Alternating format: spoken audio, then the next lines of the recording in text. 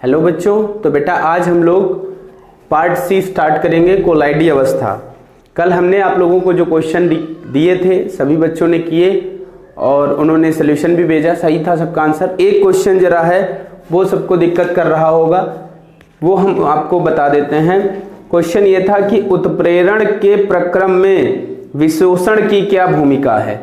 5.6 ठीक है। जैसे ये उत्प्रेरण जो हो रहा है, उत्प्रेरण का मतलब बेटा ये होता है कि उत्प्रेरक के द्वारा कोई प्रेरित हुई क्रिया है। तो जो उत्प्रेरण हो रहा है इसमें जो विशोषण घटना एक है, विशोषण, इसका महत्व बताना है। अब आप याद करो, हमने पिछली बार विशोषण आप लोगों को लिखने को दिया था कि विशोषण लिखो, आपने लिखा होगा। तो विशोषण क्या होता है, देखो विशोषण में क्या होता है, वी शब्द जहां पर आ जाए समझ लो निकलना होता है। वी मतलब निकलना। तो शोषण का मतलब है, शोषण क्या होता है, शोषण को समझ लो।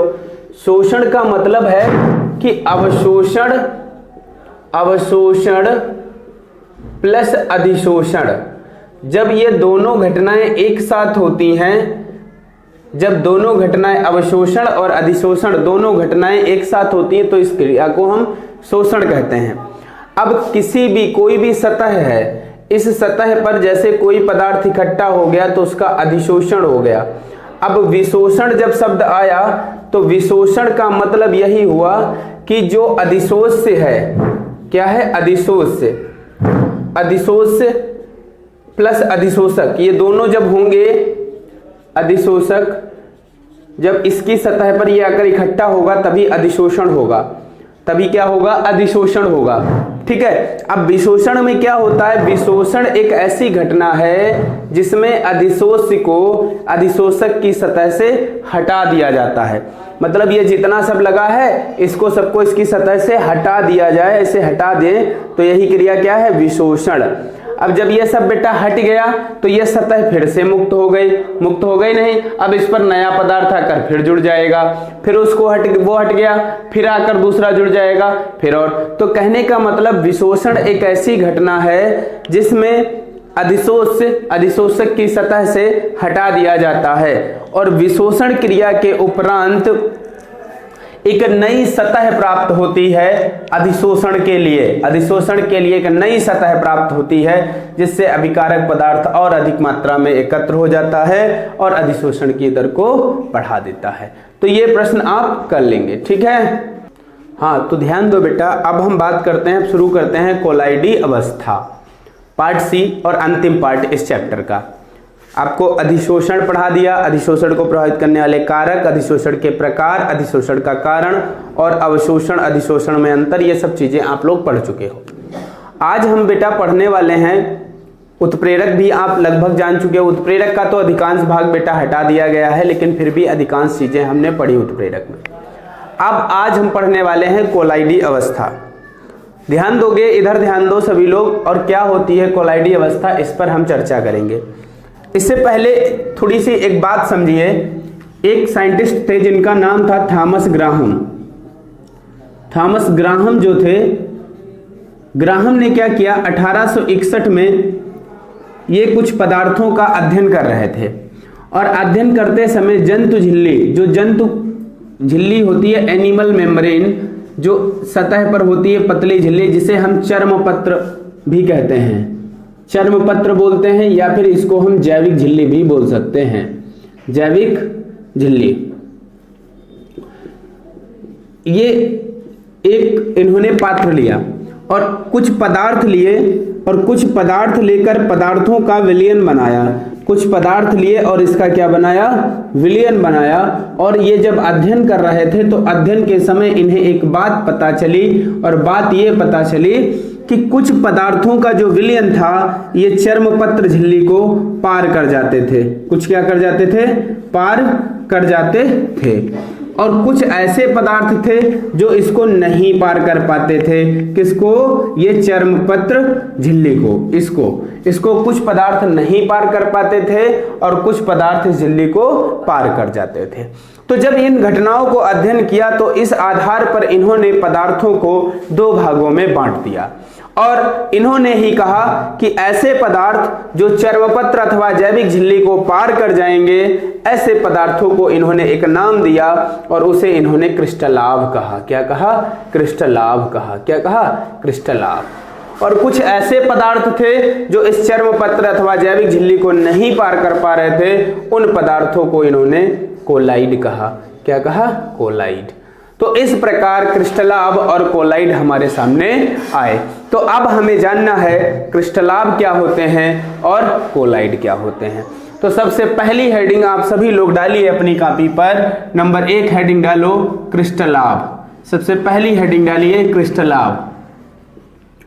तो क्रिस्टलाभ हमने अभी बताया, ऐसे पदार्थ जिनका विलयन चर्मपत्र अथवा जैविक झिल्ली को पार कर जाता है, क्रिस्टलाभ कहलाता है।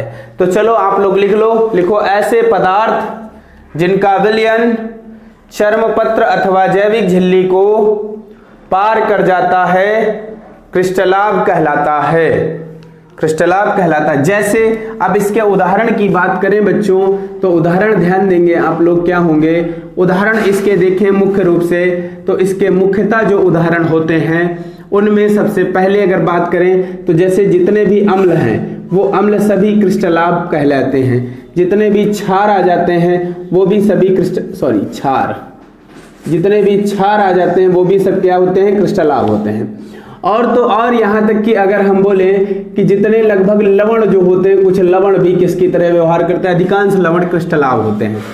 यूरिया का जो विलयन होता है वो भी किसकी तरह व्यवहार करता है? क्रिस्टलाभ की तरह व्यवहार करता है। तो जैसे करके लिख लोगे अम्ल, क्षार, लवण तथा यूरिया का विलयन आदि। ठीक है। इसके बाद अगली हेडिंग आप लोगों को बेटा डालनी है नंबर 2, और नंबर 2 हेडिंग डालनी है कोलाइड। बेटा मैं कोलाइड की बात कर रहा हूं, कोलाइडी विलयन की बात अभी नहीं कर रहा हूं।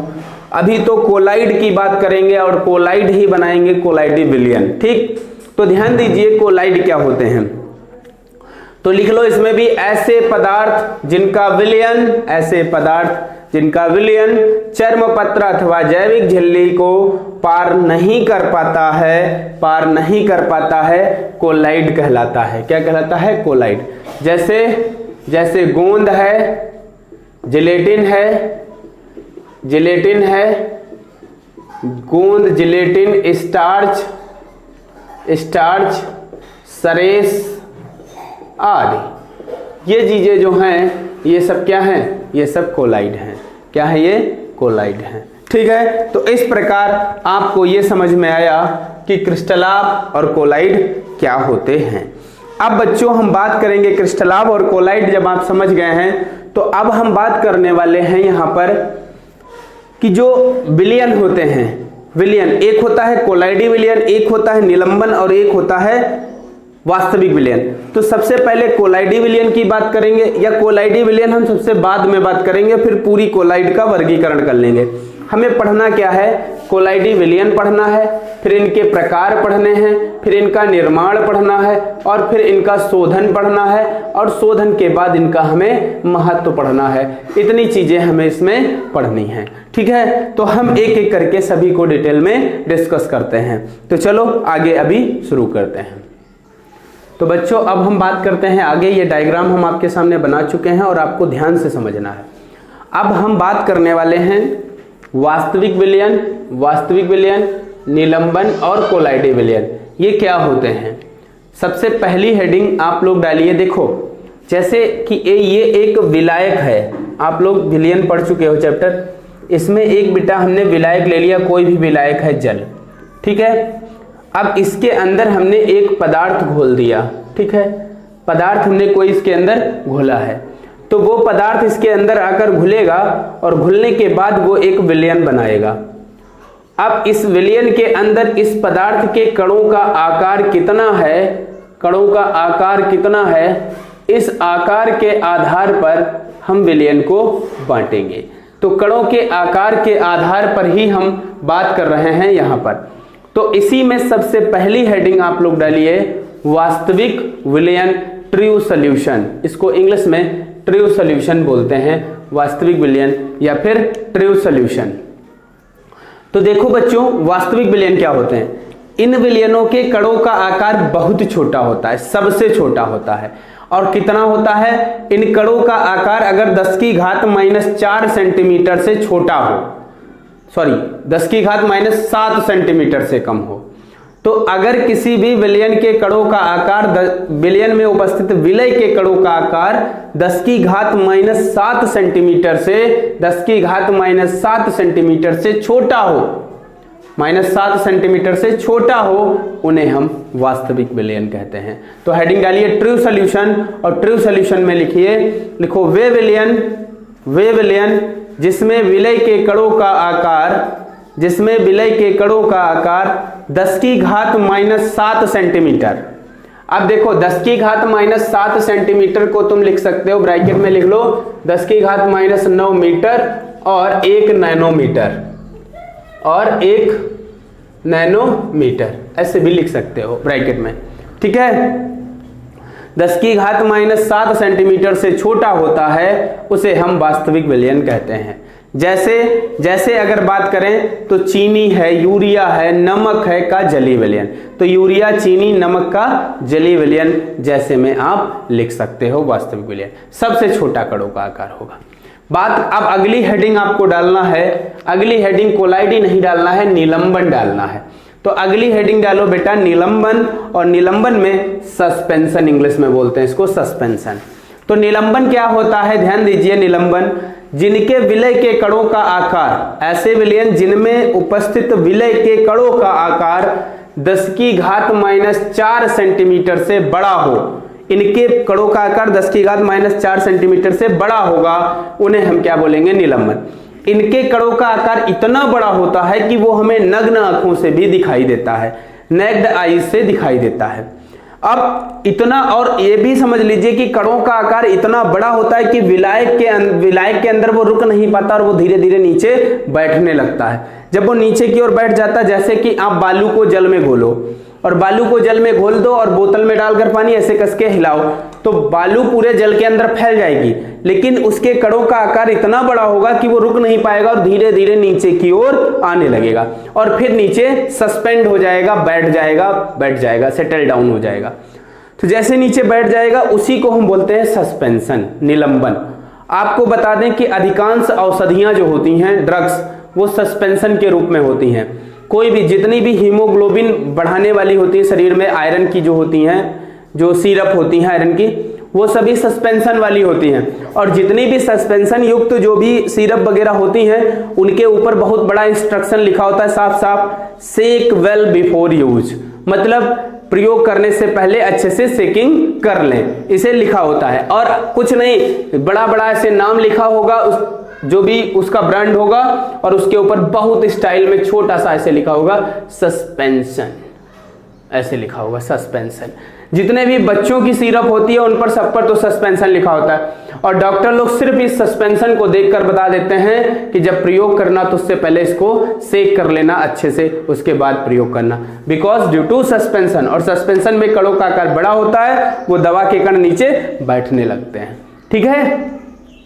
तो ये सस्पेंशन हो गया, समझ गए कि नहीं। इसके कणों का आकार 10 की घात -4 सेंटीमीटर से बड़ा, और 10 की घात -4 सेंटीमीटर को -6 मीटर या 1000 नैनोमीटर भी लिख सकते हो, ठीक है। ये बेटा डेटा हम इसलिए लिखा रहे हैं क्योंकि एक बार दो बार परीक्षा में सेंटीमीटर में पूछा गया, कई बार मीटर में भी पूछा गया, और नैनोमीटर वाला तो कॉम्पिटिटिव एग्जाम में कई बार आ चुका है। तो होता यह है कि बच्चे बदल नहीं पाते हैं, एक याद होती है इकाई, दूसरे में वो कन्वर्ट करने में उन्हें बड़ा दिक्कत होती है, इसीलिए हम अब तीनों लिखा देते हैं एक साथ, चाहे आप सेंटीमीटर, मीटर या नैनोमीटर, बात तो एक ही है, आएगा तो एक से ही। तो ये आपको समझ में आ गया होगा, निलंबन समझ में आ गया, नहीं आ गया? तो जिनके कणों का आकार 10 की घात -7 सेंटीमीटर से छोटा होगा वो क्या होंगे? वो होंगे वास्तविक विलयन। और 10 की घात -4 सेंटीमीटर से बड़ा होगा वो क्या होंगे? निलंबन। अब निलंबन में उदाहरण लिख लो, बालू का जल में निलंबन, बालू का जल में निलंबन, ठीक है। अब बात करते हैं कोलाइडी विलयन। तो कोलाइडी विलयन बेटा एक प्रकार का विषमांगी विलयन है, लेकिन वो दिखता समांगी है। जो इंजेक्शन होते हैं, इंजेक्शन, वो सब कोलाइडी विलयन होते हैं।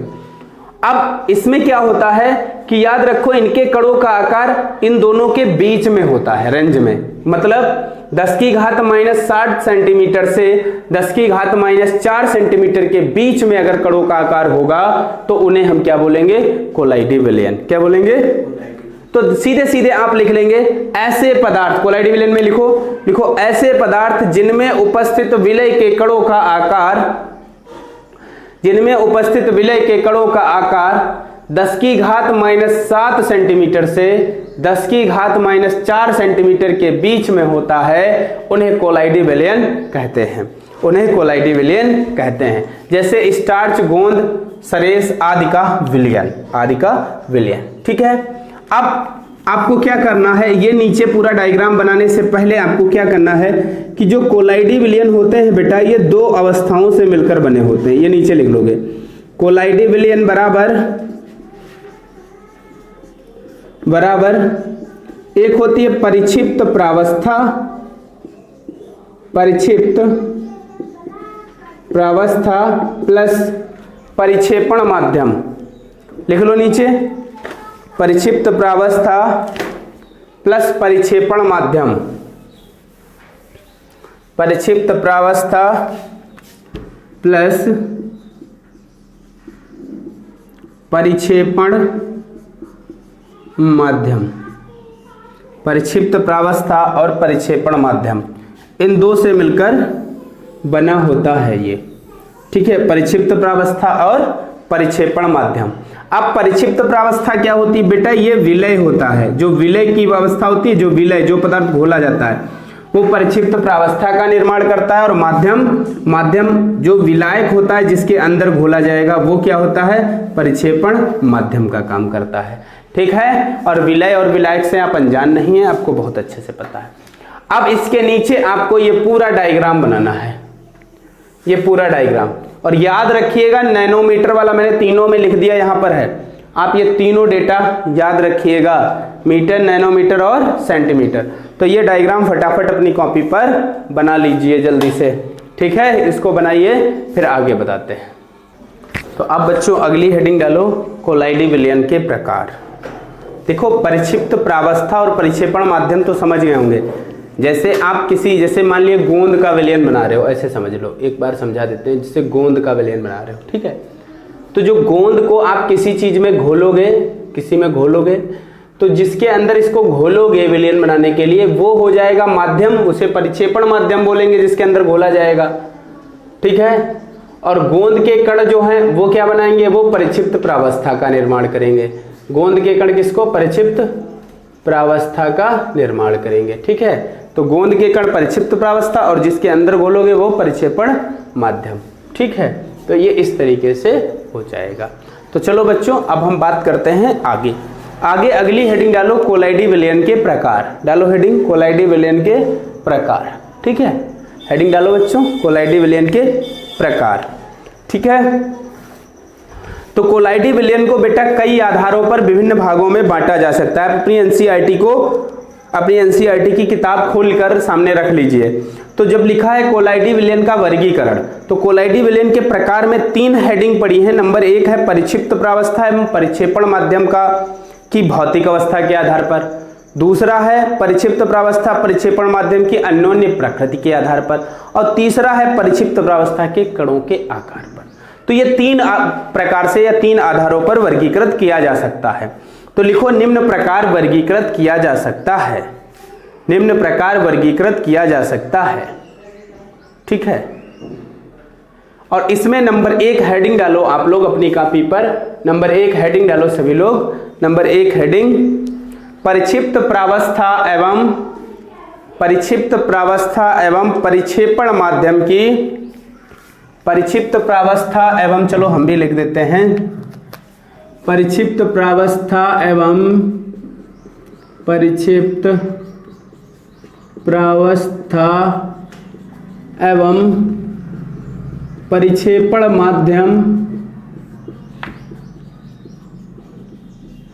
की भौतिक अवस्था के आधार पर,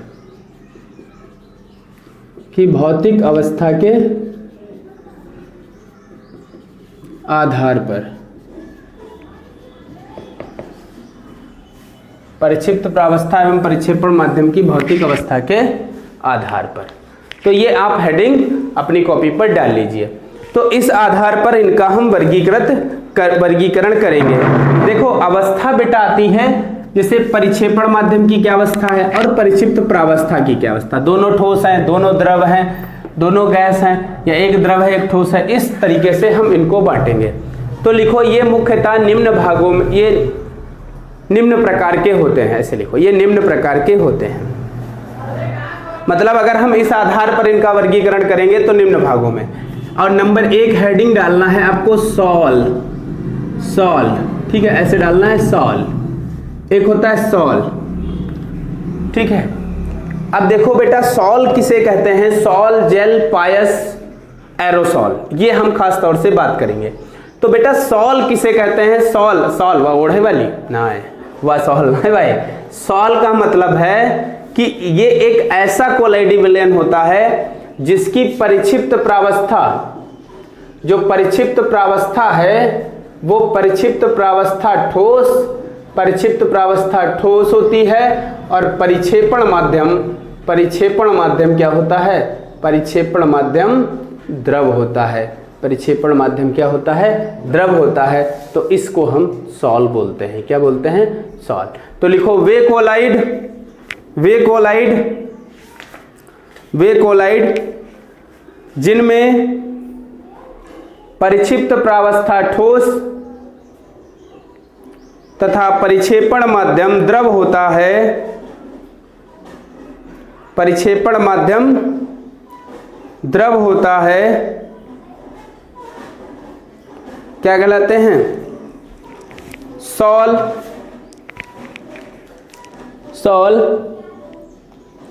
कहलाते हैं, सॉल कहलाते हैं। जैसे पेंट जो पेंटिंग में की जाती है, paint, gold sol, gold sol, लिख लोगे, लिखें, paint, gold sol, sulphur sol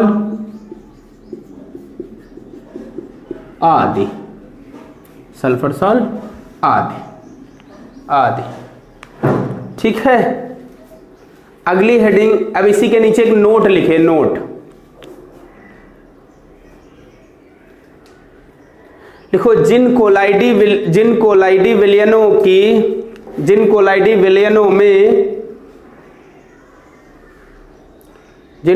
विलयनों में परिक्षिप्त प्रावस्था तथा परिक्षेपण माध्यम दोनों ठोस होते हैं।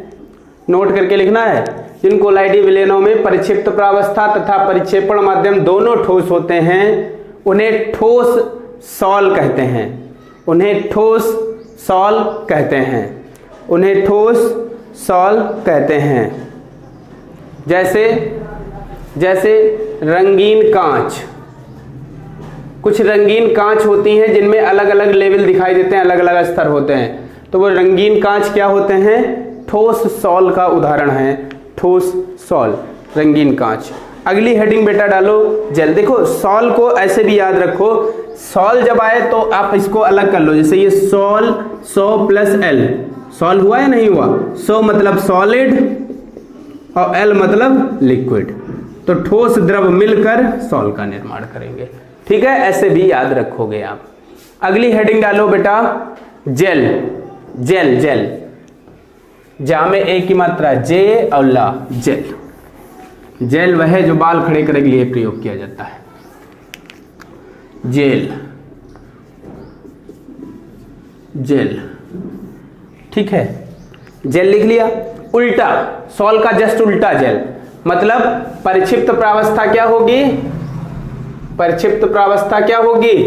उल्टा करो, परिक्षिप्त प्रावस्था द्रव और परिक्षेपण माध्यम क्या होगा, ठोस। तो परिक्षिप्त प्रावस्था द्रव और परिक्षेपण माध्यम ठोस हो तो उसे क्या बोलते हैं, जेल कहते हैं। तो लिखो वे विलयन जिनमें परिक्षिप्त प्रावस्था द्रव तथा परिक्षेपण माध्यम ठोस होता है, जल कहलाते हैं। जल कहलाते हैं, जल कहलाते हैं। जैसे पनीर, मक्खन, पनीर, मक्खन, जेली आदि।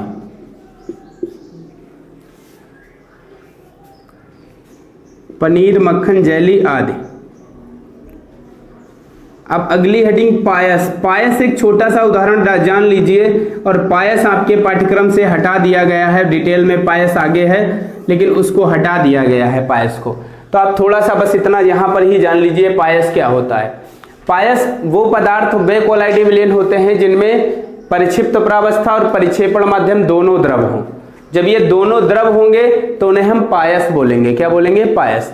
तो लिख लो, वे कोलाइडी विलयन जिनमें परिक्षिप्त प्रावस्था तथा परिक्षेपण माध्यम दोनों द्रव होते हैं, दोनों द्रव होते हैं, जिनमें परिक्षिप्त प्रावस्था तथा परिक्षेपण माध्यम दोनों द्रव होते हैं, क्या कहलाते हैं? पायस कहलाते हैं। पायस कहलाते हैं। जैसे दूध, जैसे दूध, दूध पायस है। दूध क्या है? पायस। ठीक है, दूध क्या है? पायस। अगली हेडिंग डालो, एरोसॉल, ठोस एरोसॉल, ठोस एरोसॉल। अगली हेडिंग ठोस एरोसॉल। ठोस एरोसॉल की अगर बात करें तो ठोस एरोसॉल में क्या होता है बेटा? परिक्षिप्त प्रावस्था ठोस होती है और परिक्षेपण माध्यम गैस होगी। एरोसॉल में परिक्षेपण माध्यम गैस ही होता है, तो इसे हम कहते हैं ठोस एरोसॉल। अब जैसे धुआं है, धुआं एक प्रकार का ठोस एरोसॉल है। कैसे? धुएं में क्या होता है कि वायु में जब कार्बन के कण आ जाते हैं, वायु में कार्बन के कण आ जाएं तो वो क्या बनाते हैं? धुआं बनाते हैं कि नहीं बनाते हैं? तो ये धुआं एक प्रकार का क्या है? ठोस एरोसॉल है। दूसरी अगर बात करें धूल, तो धूल में बेटा, धूल भी एक प्रकार के क्या है? धूल भी ठोस एरोसॉल है, जिसमें जो सैंड पार्टिकल्स हैं, जो बालू के कण होते हैं, बालू के कण वो वायु में मिल जाते हैं। बालू के कण किस में मिल जाते हैं? वायु में मिल जाते हैं, तो धूल का निर्माण होता है। तो धूल का निर्माण होता है। तो ठोस एरोसॉल में बेटा क्या लिखेंगे? लिखोगे वे कोलाइडी विलयन जिनमें परिक्षिप्त प्रावस्था ठोस तथा परिक्षेपण माध्यम गैस होता है, ठोस एरोसॉल कहलाते हैं। जैसे धूल, धुआं, जैसे धूल, धुआं। ये लिख लीजिए। और इसके लिखने के बाद अगली हेडिंग डालना है आपको, द्रव एरोसॉल। द्रव एरोसॉल, द्रव एरोसॉल। तो द्रव एरोसॉल लिख लीजिए। ठीक है, द्रव एरोसॉल। द्रव एरोसॉल में बेटा क्या लिखना है? ध्यान देंगे सभी लोग। कुछ नहीं, द्रव एरोसॉल में परिक्षिप्त प्रावस्था द्रव हो जाएगी और परिक्षेपण माध्यम गैस ही रहेगा।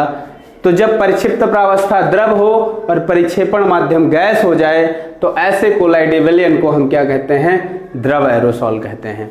ठीक है। अब जैसे इसके उदाहरण को लेकर अगर हम बात करें तो इसके उदाहरण में जैसे कि बेटा कोहरा है, जो कोहरा अगर आप देखो तो जो जल के अणु होते हैं वो जब वायु में मिल जाते हैं तो क्या बनता है? कोहरा। जल क्या है? द्रव है और वायु गैस है।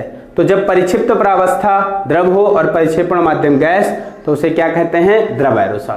तो इसमें भी लिख लो बेटा कि वे कोलाइडी विलयन जिनमें परिक्षिप्त प्रावस्था द्रव तथा परिक्षेपण माध्यम गैस होता है, वे कोलाइडी विलयन जिनमें परिक्षिप्त प्रावस्था द्रव तथा परिक्षेपण माध्यम गैस होता है, द्रव एरोसॉल कहलाते हैं।